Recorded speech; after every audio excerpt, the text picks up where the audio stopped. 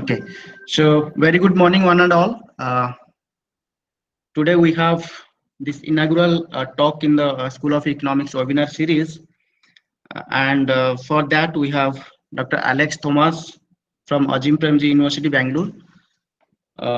Dr. Alex Thomas is actually Assistant Professor of Economics at Azim Premji University, Bengaluru, and he was actually my contemporary at University of Hyderabad, and then he actually got his master's and MPhil degree in economics from University of Hyderabad. Then he went to Australia to achieve his doctorate in economics. He got his doctorate in economics from Sydney University, and currently he is teaching at Azim Premji University. Basically he is specialized in classical economics, classical economic thought, growth and development economics, and he has already published extensively on those various topics related to classical economic thought in various journals of national and international review. He has also published 2 books, out of which I am also I'm kind of interested in one book, that is one textbook called Macroeconomics by Cambridge University Press. I think it is already released, Alex, right? Or not yet. March or April. Yeah. So I mean that book probably we are going to recommend for our students here. So today he is going to speak on the topic on the scarcity and surplus approaches in economics. However, before I invite my friend Dr. Alex, let me introduce the school very briefly. We have actually a 5-year integrated program. And it's a dual degree program, and we have more than 200 students in all 5 batches, and we have also very young faculty members. We are all from reputed universities, and we are like 8 faculty members here, headed by Dr. Meenakshi Gupta, who is head here, and me, Dr. Joshi, Dr. Arif, Dr. Gopinathan, Dr. Pavitra, and Dr. Ruplal, Dr.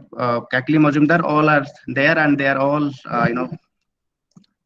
they're all from very reputed institutions, and they are all committed teachers as well as researchers.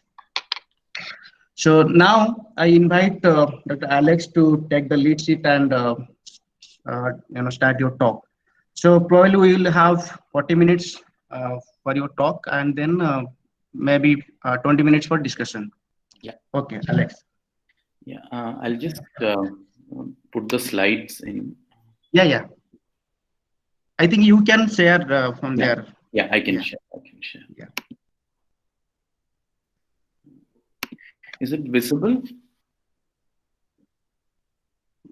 Yeah, it will Yes, come. sir. It will come. Okay. Yes. All right. Yeah. Before I begin, I want to take this opportunity to thank Professor Kirti for actually kindly inviting me here, and I must also say that it is a very happy moment to know that there are 3 alumni from the University of Hyderabad teaching here, and especially, and also I would like to mention Dr. Priyadarshi, because many years ago we actually wrote a small commentary in Economic and Political Weekly together, so it's also good to see him again. And, thank you for that warm introduction, Professor Kirti. So let me just start off, given in the interest of time, with the topic. And I'm going to address this mainly to first-year students in economics, but I think that it will also be of relevance to other batches as well. So the contents of the presentation is going to be the following. I'm going to talk a little bit about what we mean by the economy. Then I'll spend some time to talk about what it means to abstract. Then I'm going to get to the 2 approaches in economics. One is a scarcity approach and the other is a surplus approach. And then I'm going to make some brief concluding remarks. So let's begin and ask this question, what is the economy made up of? So since we are in an educational institution, we can say that it is made up of teachers. There are also students. Since your university is located in a place which is known for its tourism and religious tourism, I think souvenir makers, but there are also people who are selling the souvenirs who might not be the ones who are making them. There are dry fruit sellers, there are textile workers, there'll also be textile owners, so educational institutions as well broadly, and etc. So all of these things, you can see what the economy is made up of, and we start from here. Again, to ask the question differently, all the things that I've put up here, especially tractors, classroom furniture, textile mills, roads, power generating units, workers, workers, all the others are what one might call capital goods. Right? So it is important to keep in mind that when we are talking about the economy, we're talking about a multiplicity of commodities and also people. So to move from all these things that we are talking about to understand the economy a little more deeply and fundamentally, some kind of abstraction becomes essential.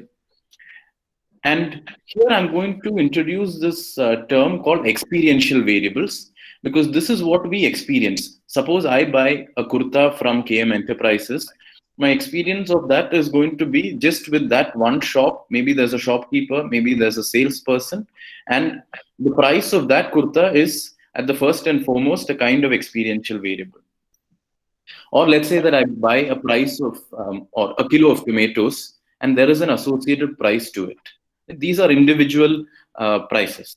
Or if I go to an engineering company and I want to buy a power loom, there is that first moment in which you're making that transaction. And all of these, in a way, if I am a buyer of kurta, I might have an experience about buying this kurta from KM Enterprises. I might talk about it to my friends.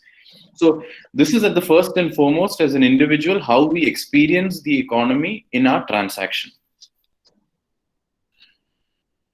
Now, let me move on from, initially I introduced you to experiential variable. Now I'm making a distinction between experience and empirical here. Empirical in the sense as we understand it in quantitative data. So it could be that I'm interested in the average price of shirts or kurta in Qatar or Jammu or in India. Right? So these are all, empirically I'm able to collect this information.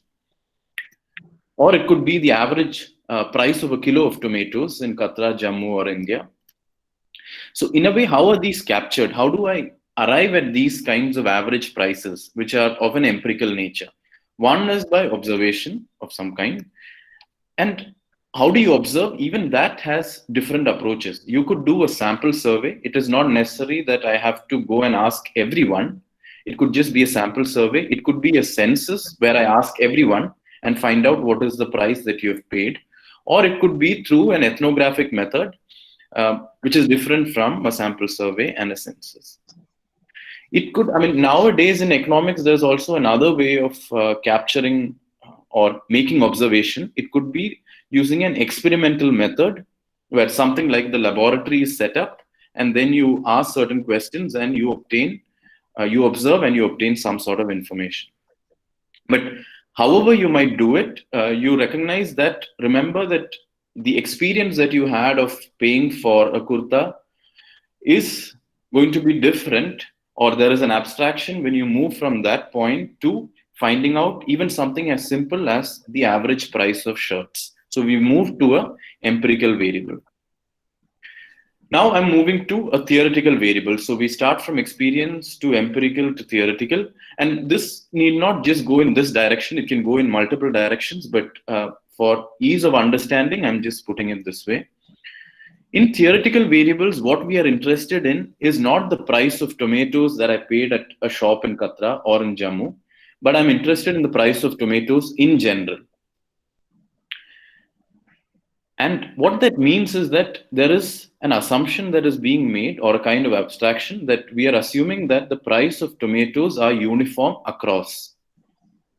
In other words, I'm going to abstract away from the fact that there are different qualities of tomatoes, that Each tomato might be different in different parts of, let's say, Jammu, and the price that you pay might be different. Right? I'm abstracting away from all that and talking about the price of tomatoes. Similarly, the price of shirts or the price of kurta can be assumed to be uniform. And there is another theoretical variable which is of interest, which is the price of tomatoes divided by the price of shirts. In other words, I can call it PT by PS. This we call as relative prices. So I'm interested to know how many tomatoes I can exchange for a price of for a shirt. Right? How many tomatoes can I exchange for a shirt? And this is also used in theory very often. And we want to say something about relative prices, but we also want to say something about individual commodity prices, like the price of a tomato or the price of a kurta or a shirt. So again, the point that I'm going to make here is that we experience economic worlds, or we have economic experiences of a particular kind, but when we are studying economics, we are going to abstract away from some of this and try to make sense of so many different things that are happening at the same time. And that's what a study of economics is about, and that's what I think most of you will be doing in the next 5 years. So here again, I've spoken about theoretical variables, I've spoken about empirical variables, I've spoken about experiential variables. Maybe experiential variable is probably quite a difficult category to put down, but I think that it still makes sense to think of it in this fashion. And let me just give you an example or two examples. So we talk of relative prices in economics. We talk of what determines prices or what determines value in economic theory. And many economists have different answers to this question. The empirical variable that we generally talk of could be average prices, or a more specialized term for us is the price index. For instance, in India, we talk of the wholesale price index, we talk of the consumer price index. These are in a way an empirical manifestation of the price, which is, or the prices that we pay when we go to the market. If I call them market prices, the empirical variables somehow capture that market prices. This is in the domain of microeconomics, broadly put. Now, let me talk about a variable of interest in macroeconomics. In macroeconomics, when we want to understand employment or when we want to understand aggregate output, we talk of this variable called investment. But the theoretical variable technically is planned investment or the ex ante investment. It is a kind of a behavioral variable that we talk about in economic theory. The empirical variable corresponding to it, or in some way the proxy for it, is actual investment. And if you look at the data that is collected by the National Account Statistics, we often use the gross fixed capital formation to represent actual investment. So remember that planned investment is a theoretical variable, and actual investment, which is captured in National Account Statistics, is as an empirical variable. Now, what about the experiential variable here? What we are really talking about is the railway station that you go to when you want to go from the university to somewhere else, or you want to send something by post.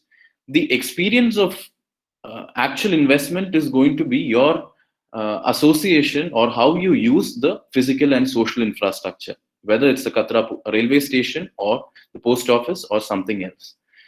So it is in this way that we bring together the experience that we have, but we recognize that it's different from the empirical variable. There is a process of abstraction, and theoretical variable, there is another process of abstraction. So the questions that we are interested in today's presentation, and broadly this is the subject matter of microeconomics: what determines the relative prices of commodities? I have put microeconomics in quotes because today microeconomics is also sometimes understood as a study of human behavior. Right? But I'm trying to narrow down the subject matter and say that it is a central question of microeconomics to find out what determines the relative prices of commodities. What determines planned investment and planned output based on what I've said so far? This is the subject matter of macroeconomics. So now let me talk about the two approaches. One is what I call the scarcity approach. And this is the dominant approach in economics. This is also called marginalist economics. I'll say more about this later. It is also called neoclassical economics. And some of the more popular economists associated with this, especially as textbooks, would be Hall-Varian or Gregory Mankiw. And the kind of approach that you find in their books is the scarcity approach. But there's also another approach to economics, which is called the surplus approach. And this is sometimes also called classical political economy. It could also figure in courses in political economy or history of economic thought. And some of the people associated with this approach are Adam Smith, David Ricardo, Karl Marx, and Piero Sraffa. And so I've just given a list of names here so that you can recognize where these economists fall into in these two approaches. The mainstream approach, as I mentioned, is the scarcity approach. And this is what you will find, and this is what you will study as economics in most textbooks, most curricula, most courses, most journals, and almost all Nobel Prize winners in economics. So what I'm going to do in the next 10 slides is give you 10 differences between these two approaches, right? So that you have a sense of how they might be different. And then if you're interested in reading more about it, I think some of it will get covered in courses on, later courses on political economy, maybe in history of economic thought and such courses. So let me start off by talking about demand and supply. These notions of demand and supply within the scarcity approach are, this is how it is understood. You understand that there is a symmetry between demand and supply, and the metaphor that is often used, and this comes from Alfred Marshall, like it is a pair of the blades of a scissors. That is, you need both demand and supply, which are seen as equal and opposing forces. A certain kind of symmetry exists. But in the surplus approach, what you see is a certain kind of asymmetry. And in this approach, the economists argue that supply adapts to demand. In other words, there is no more a kind of symmetry that you see in the scarcity approach, but what you notice a certain kind of asymmetry. And this question I want to leave you with. I'm not going to answer this question, but do you think that symmetry implies truth? Sometimes in mathematics and such studies, there is a kind of fascination, there is a beautification of symmetry. And in the natural world, maybe you see some symmetrical objects, and there might be a symmetry to certain mechanical formations.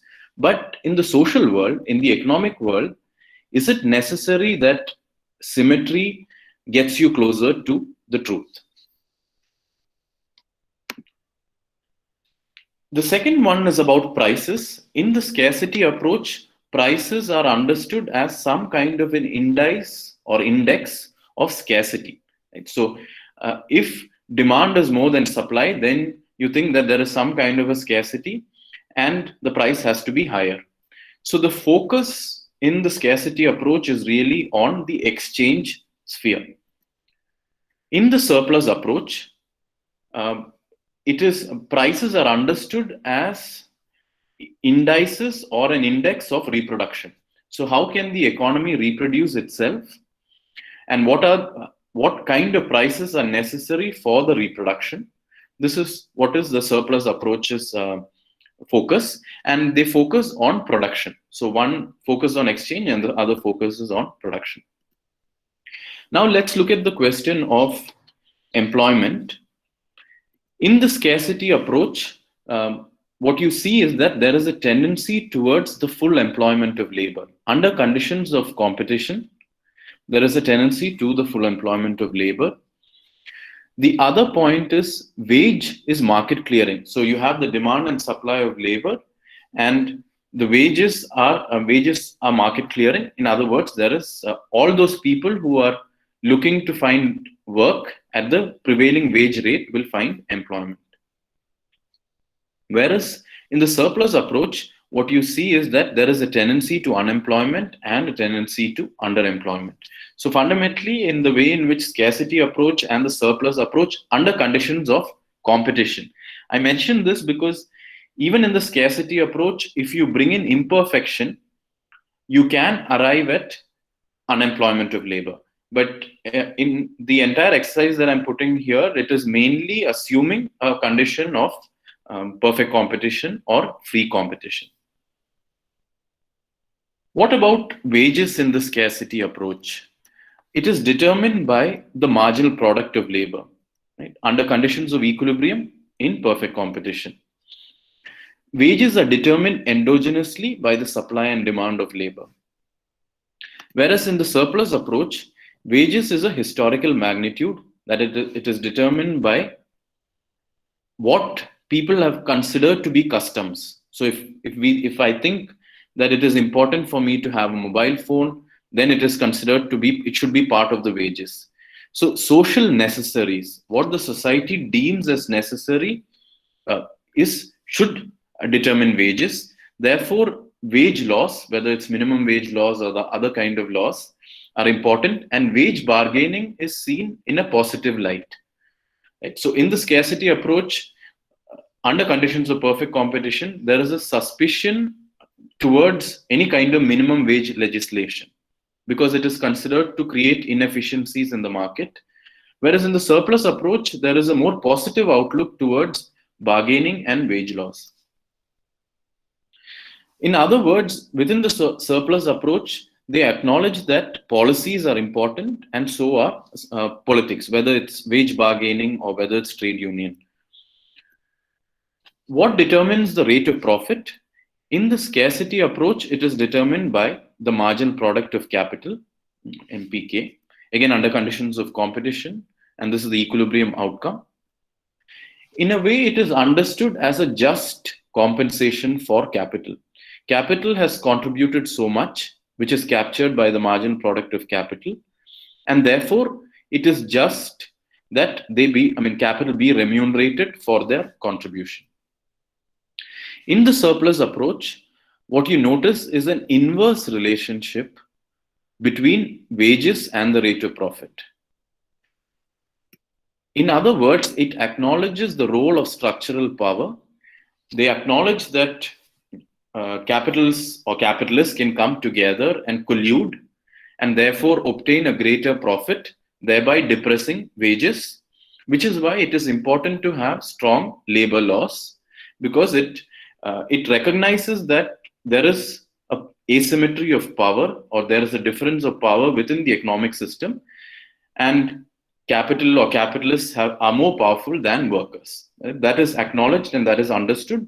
And therefore, in the surplus approach, there is a larger role for power, and the distributional conflict is highlighted, as opposed to a kind of harmonious view that is found in the scarcity approach. But this also, I think I would like to highlight this point that within the surplus approach, the rate of interest has an impact on the rate of profit. So monetary policy has distributional consequences. In other words, monetary policy also has an impact on workers' wages indirectly. So this makes it, this also brings together macroeconomics and microeconomics in a central way. And this provides a way of trying to understand this link. The question of surplus, is there a surplus? How do we understand surplus within these two approaches? As you might sort of guess, within the scarcity approach, there is a zero surplus. All remuneration is considered necessary. And you might have learned, or you might learn this theorem called the product exhaustion theorem. That is, the entire product gets exhausted between across the income distribution. Whereas in the surplus approach, it is not like that. There is a surplus that is available for collective use. So if we think that it is important to have more educational institutions, That surplus can be put to use for that. If we think that there should be more primary healthcare centers, we can use it for that.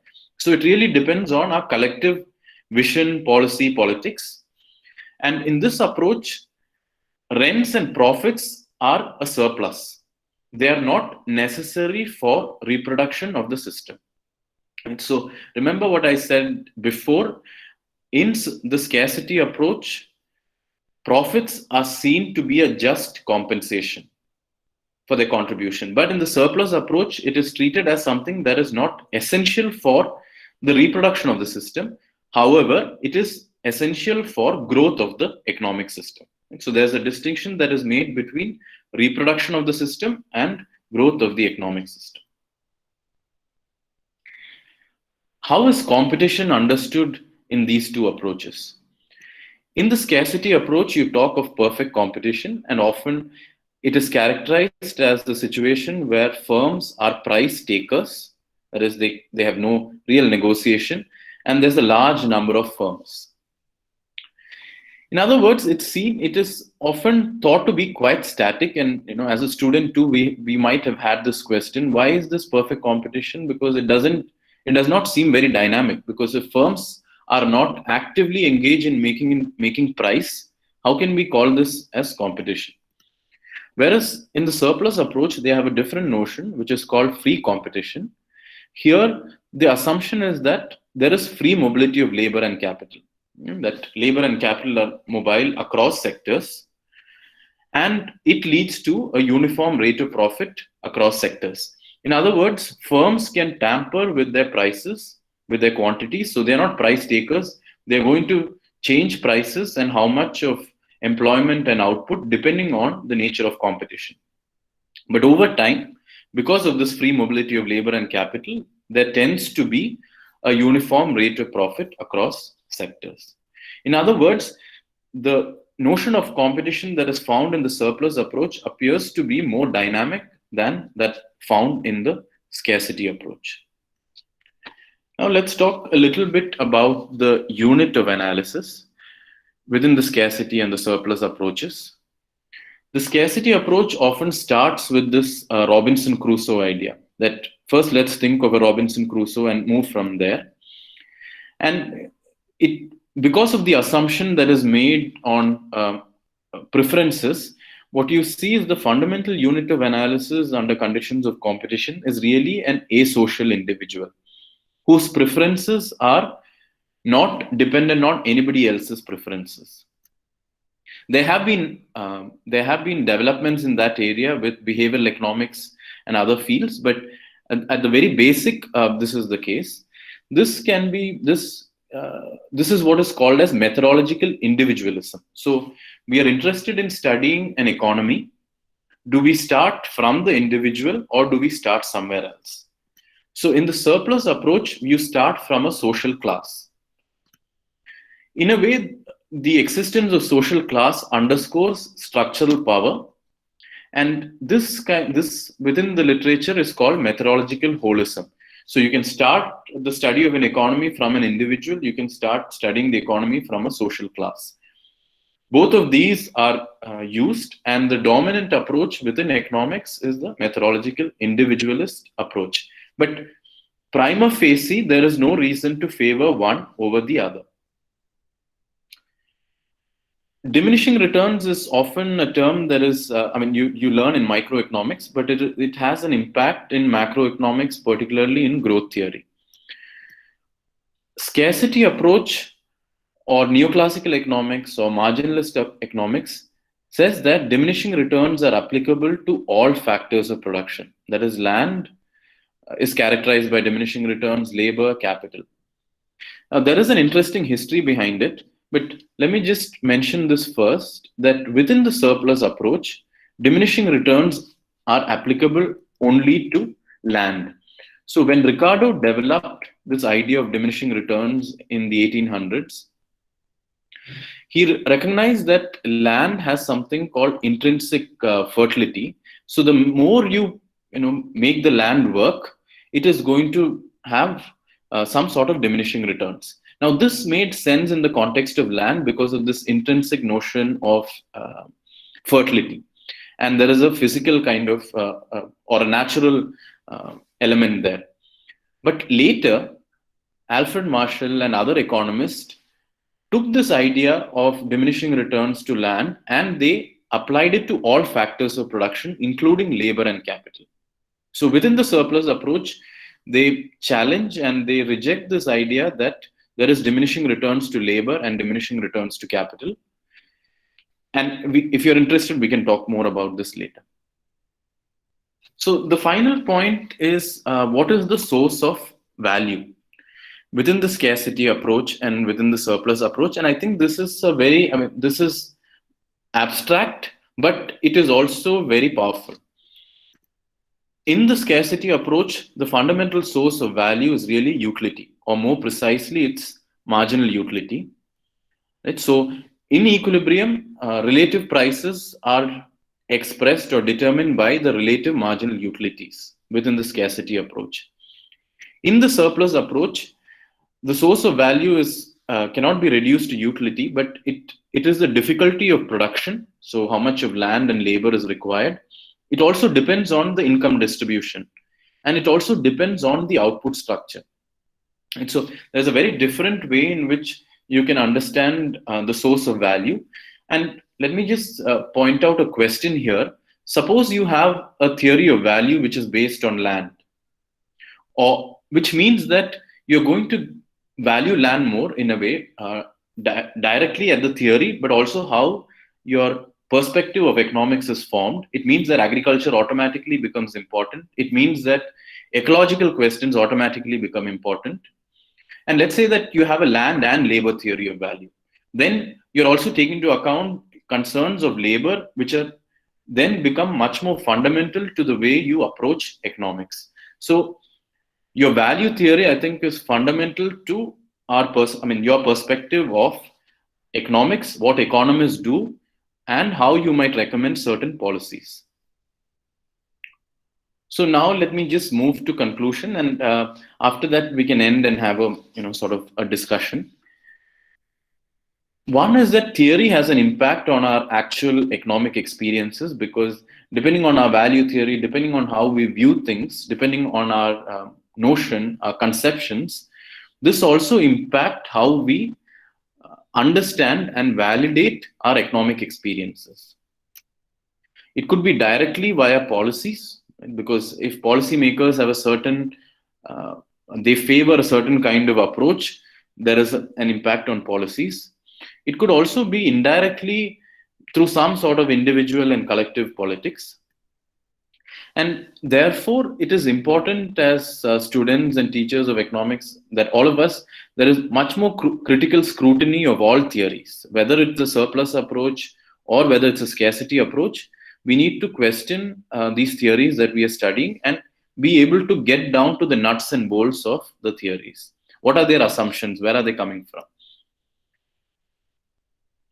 Therefore, I think one way in which students especially can be exposed to these multiple approaches is by embracing pluralism, where we say that we will not only study the mainstream theory, which is the scarcity approach, but let us look at different ways of understanding the economic surroundings. So one is about theories, which I've already mentioned, but it's not just about theories, and I haven't mentioned this in today's presentation, but I'll make this point, which is that even within economics, there are so many methods. So you could do a randomized control trial, you could do ethnography, you could do a sample survey, you could do time series econometrics, you could do instrumental variable, which is a kind of econometrics. There are so many different methods, and it is important that students are exposed to various methods which can then be applied depending on the question. And similarly, a certain kind of pluralism, that is, economics is just one of the social sciences. How do we understand economics in conversation with, let's say, history or literature or mathematics, sociology, anthropology? And I also want to sort of alert you to what I call a critical kind of pedagogy, where we highlight the nature of abstraction and we spend some time discussing why this is so, and can we have alternative ways of abstraction. What is the link between theory and data? or what are the kind of connections that can be drawn between theoretical variables and empirical variables and experiential variables. In other words, can we talk a little bit more about the philosophy of economics? Do we think that the scientific method is the right method? Can we use the historical method? Can we use an anthropological kind of approach? I mean, all these are questions that we can engage with, and it's not necessary that we might. It's not necessary that we have to come down to one right conclusion, but I think the value is really in engaging with these multiple questions. Also, what is the link between theory and policy? Are policymakers trained in a particular kind of theory, and therefore only certain kind of policies are being done, or are policymakers trained in multiple theories, and is there a pluralism in the policymakers' training? So I'm going to end here, and Professor Kirti had mentioned my book. So in this book, Macroeconomics, an Introduction, which hopefully should be out in April, I tried to use a little bit of what I've spoken about, some kind of a critical pedagogy. I also have some kind of pluralism where I introduce the reader to two approaches in macroeconomics. And I both broadly scarcity approach and surplus approach, crudely put. And I'll just end with this slide. If you are interested in knowing more about the surplus approach, and I leave, I mean, this is anyway being recorded, but these are some of the books that you could read to know more about the surplus approach. Thank you. Okay, thank you, Alex. Now the forum is open for discussion. So, so anyone having any questions, please ask, or you can, you can write here also in chat box, so that I'll let him know, or he can see that and try to answer. So please, if you have any questions, yeah, I'll be happy to look at the chat and I can respond as well. Or you can, just unmute and ask. Hello. Yeah, hi Raghav. Good morning, sir. Sir, since you talked about the economic theories, but with the perspective of both scarcity and surplus approaches. But if we see another roadmap, like in case of behavioral finance, or more precisely behavioral economics, so whether surplus and scarcity approaches, the roadmap of these approaches would be same, because nowadays the policymakers are being considerate with the factor like nudgism, like Richard Thaler has also put up in his theory. So would you put up some light on this nudgism? Yeah. So the way, so anyway, I'm going to answer it in an indirect way, or answer it through a question. Right? So the question to look at is, let's say that you read Taylor's nudge theory, or you take any book on behavioral economics. What I would ask you to look for is the following: what is the theory of value in behavioral economics? Right? What is the fundamental unit of analysis? Is it methodological individualism? Is it methodological holism? Is there any theory of distribution? That is, how are wages being determined? Is there any reference to utility or marginal utility in these theories? If you find that the answer to most of these questions are yes, then behavioral economics can be understood as as an extension or a subfield of a kind of scarcity approach. Right? But you have to find out by reading behavioral economics, what you can say. So that would be my response.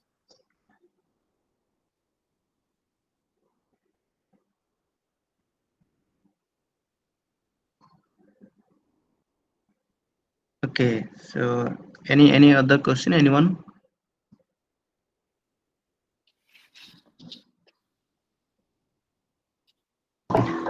So one more question. Yeah. In the pandemic, the whole financial system was totally frayed. So in these types of situation, we have to go whether by this approach, because for me, what I think is when we have the situations like the present pandemic that has been on the world in a worst way. So would this approach be more fruitful? uh, I have a bit of ambiguous in that it would be resultant more viably or not. Yeah. So let me, try to respond to that. I think it's an important question to ask as students of economics and teachers of economics. Let me try to respond to it in two ways. The first is based on our presentation. I highlighted the point that in the surplus approach, there's a lot of focus on production. There's a lot of focus on how there is structural interdependence in the system. Right? So how are inputs related to outputs, the output structure that I mentioned. So what it means is that if there is some sort of shock in one system, there is going to be cascading effects, multiplier effects on the other kind of system. So if your theory has a very sophisticated and detailed understanding and acknowledgement of the interdependence in production, I think that's a good thing. Whereas the scarcity approach, in some sense, it is not there. But if you're talking about a general equilibrium approach within the scarcity approach, there is some recognition of this, but it is not quite the same way, as rich as it is in the surplus approach. That is at one level of theory. But when we are talking about any kind of actual event and such as this, theory can only help us so much, right? It is giving us a broad framework of understanding. But then you need to have details about the context. What is the Indian economy context? What is the proportion of people who are engaged in agriculture? What is the proportion of, let's say, nurses and hospitals? What is the proportion of primary healthcare centers? How fast can we, develop this PPP kits? This is a whole lot of empirical information which will give us some understanding of the context. So I think that it is, before any kind of policy making, it is necessary for policy makers to have a thorough understanding of the context in which it is happening. Right? And this context, in the economic context, we look at a lot of data. But I think that quantitative data is not sufficient, because we need to also incorporate what cannot be captured by quantitative data. Right? So the policymakers' job is very difficult, because they need to really understand what is happening, and not just through the economic lens, but through multiple lenses.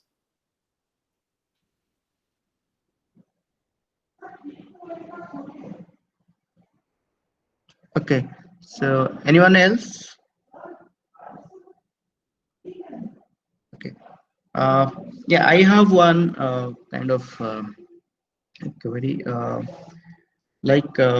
Alex, you talked about this inverse relationship between OAs and rate of interest, right? Yeah. Now the question is, is it real, or it is if not real, at least close to reality? Because can there be a kind of situation where both can grow together side by side?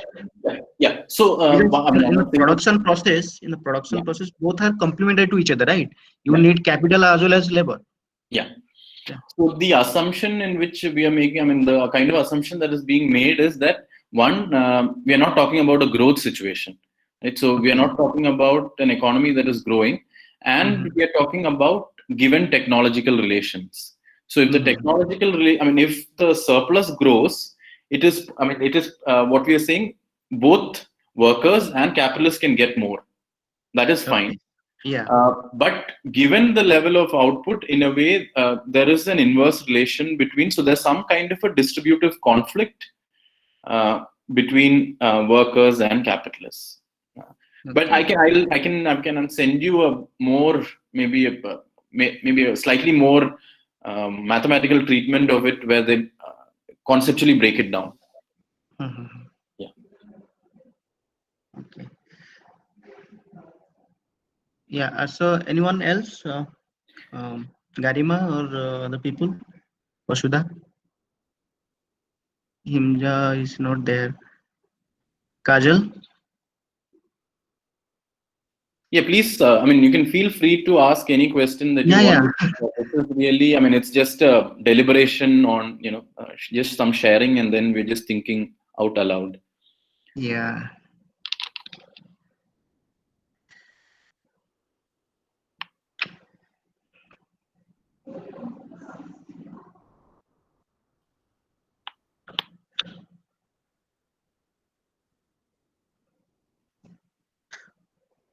Okay, I think they don't have any questions.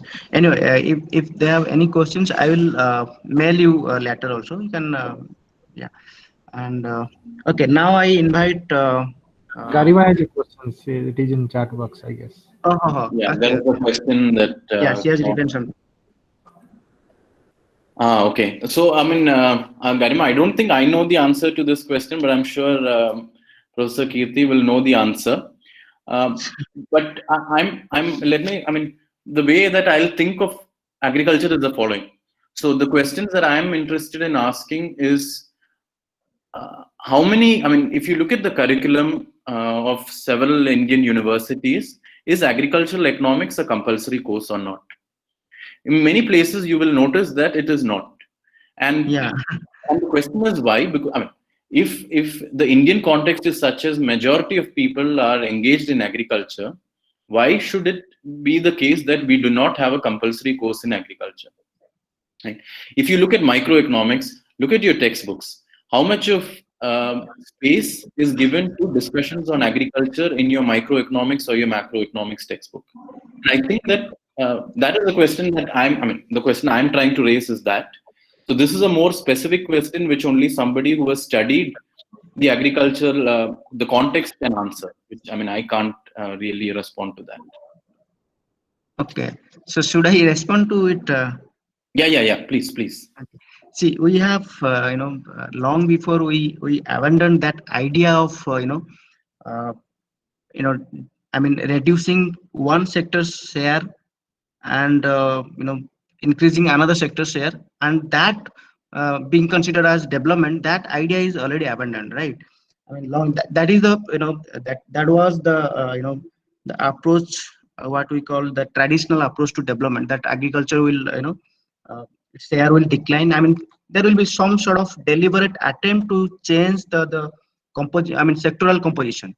But now, in the growing context, if the country is growing, there is no point why agriculture share will decline, right? I mean, in both sense, in terms of absolute share as well as relative share, why it will decline? I mean, agriculture share could be, it could be kept fixed, or it could, I mean, somehow, I mean, if not increasing, it could be remain fixed also there, no? So this and as Alex said that the agriculture economics, it is not there. I mean, almost all universities you see, people generally teaching microeconomics, they do research in agriculture economics, right? Because agriculture economics is complete application of this scarcity approach even.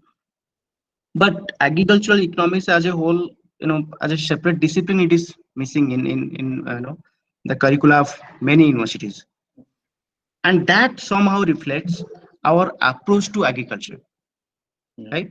We always think that, okay, agriculture should decline. No, agriculture still provides more than 60% people, the employment, opportunities. Yeah. So it is as much important as industrial sector or service sector.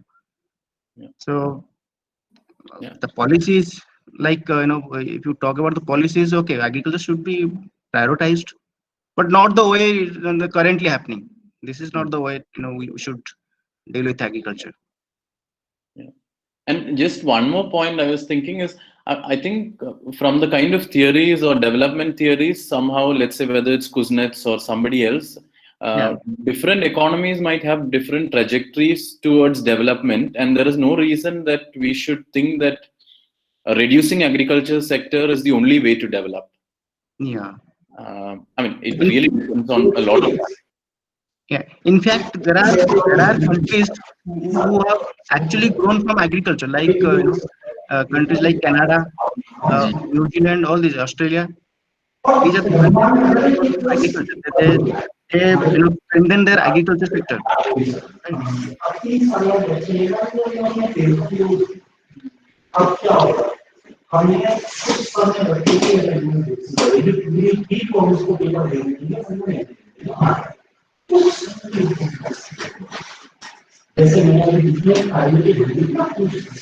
Okay. So anyone else there? Any other question?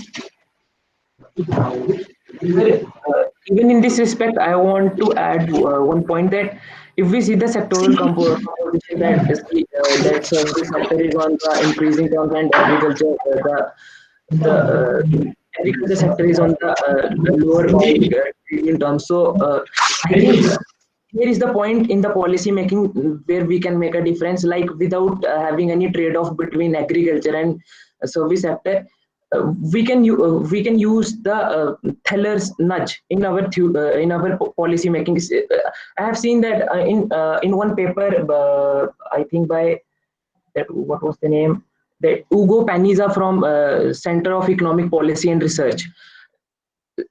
It would now is the time it would be more viable that our policies have more nudge based approach, like specifically in case of India we have some like incentivization, because see the case is brain drain, the biggest reason is there in case of India.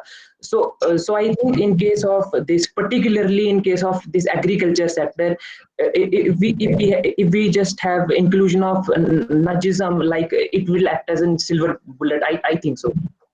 But Raghav, I mean, I think the only thing to remember or keep in mind is the following.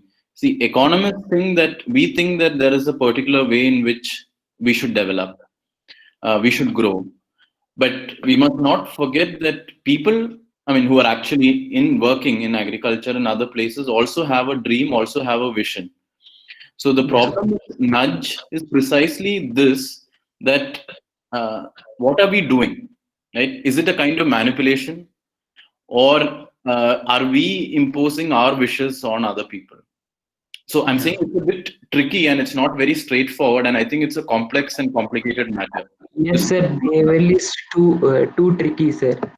Yeah, so that's all. I mean, alert you to just be cautious about that. That's all.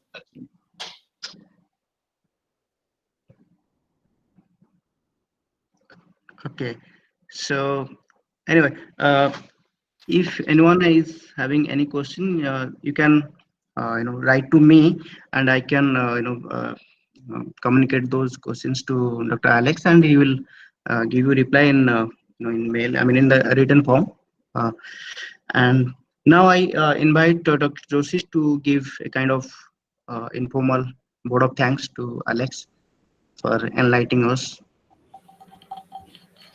Yeah. So in this first webinar series of School of Economics, I would like to thank Dr. Alex M. Thomas for giving his valuable time. This is a bit formal, I guess. And then also enlightening the students here who are dealing with more mainstream economics to enlighten them with some kind of differences in the heterodox approach as well as the orthodox approach. So here I would like to thank Alex from the side of the students also, that for introducing them in this short span of 1 hour, introducing them the greater difference or the thin line between the theories that is there, theories of economics that is there, and make a sense of which theories are actually good to understand economy as well as human behavior, maybe. Thank you. Thank you, Alex. Thank you so much, Priyadarshi and Kirti as well. Yeah, thank you, Alex. So we'll stop here. Yeah. Kirti, wait a minute. Just a minute. Yeah, Dr. Alex, here is Professor Supan Sharma. In fact, let me tell you one thing, that this was in fact the idea of Supan sir. He is our Dean Faculty of Management. In fact, the School of Economics and the School of Business, these are two schools under one umbrella, that is Faculty of Management, and he is our dean. Yeah, please, sir. I was not able to attend the whole session of you. I'm sorry for that. But the part I have heard, and I learned a lot from them about that part. It was an excellent session. It may be that few of our students who first year may not be getting the whole of it, may have got 20%, 30%, 40% out of it. But it was really a remarkable session, Professor Alex, you have given. We are really thankful on the behalf of School of Economics and the Faculty of Management that you have spared time for the students and the faculty members. It is really, treat, a virtual treat you have given to the students. Thank you so much, sir. I don't want to go in the details, though I am a man of economics fundamentally. I don't want to go in the details. Sir is actually from economics, but teaching in management. Okay. Presently, I am more in economics actually. looking to MBA program there. Yeah. But Okay. yeah, my fundamental degree, academic degree, was in economics only. It was really a good one. We were having one Professor Vikas Mishra. He, you may be knowing the name, Product Behavior, entitled a book he has written. It was a famous book. Even in UK, it was a famous book. So I remember asymmetry in information and asymmetry in understanding the whole dimension that work in this direction. So it was a remarkable session. I'm really thankful to you. You have spared time and be in touch with the School of Economics. It can grow. So this School of Economics, it's a baby even now, though it was started in 2014, but still it is a baby. I hope that with the people like you, learned people like you, we will be able to grow this school like anything in the northern India at least. Thank you so much. Thank you so much, sir, for your kind words. Thank you. Okay, thank you, sir. So we'll stop here, and Alex, I'll send this recording to your mail. Okay. Okay, thank you. Give me a call, Kirti. Call me. Yeah. Okay, yeah. I'll share it with everyone. Yeah. Thank you, Alex. Yeah. Thank you. Bye, Priyadarshi. Okay, bye. Bye, Pavitra. Bye. Bye. Thank you.